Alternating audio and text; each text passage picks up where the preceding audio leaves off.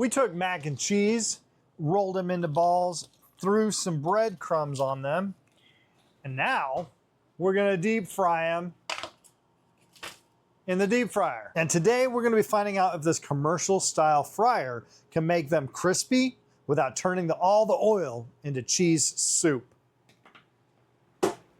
Welcome to the RV Mac and Cheese Ball Championship.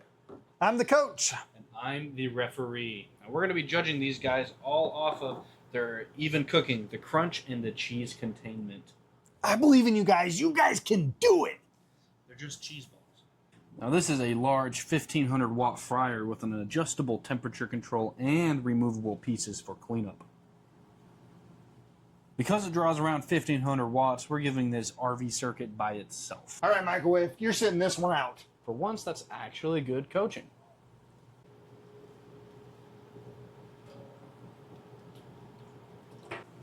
I think we'll leave the basket out like that.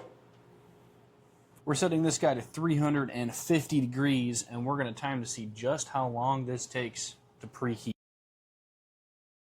So the light changed at 16 minutes and 30 seconds, and the oil measures 344 degrees there.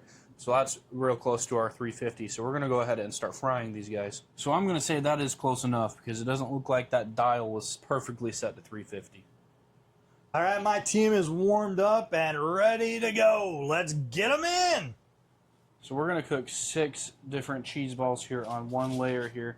They've been chilling this whole time. All right, guys, remember your training. Stay together and keep your cheese in the whole time.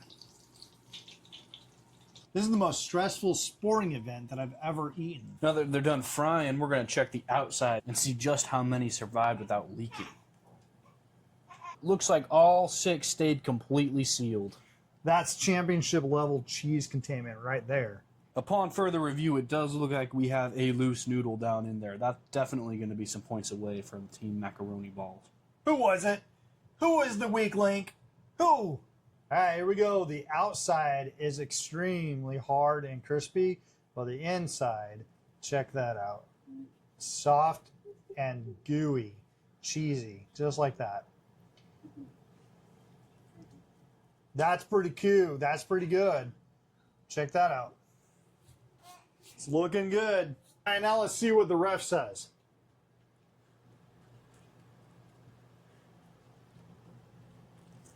Crunch, 10. Texture, 10.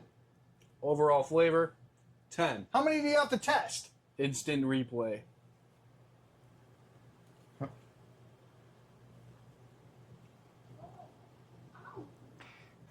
So the oil took about 16 and a half minutes to preheat all the way. We cooked 6 different cheese balls all at the same time in one layer, one batch. And it cooked in about 2.5 minutes there. No balls leaked other than that one loose noodle there. This thing makes the most sense for someone cooking for a large family in large batches there, or a crowd who has the counter space. Because this thing does take up quite a bit of counter space there. So you do want to make sure you have the storage room for it. And what if you only want to do mac and cheese balls?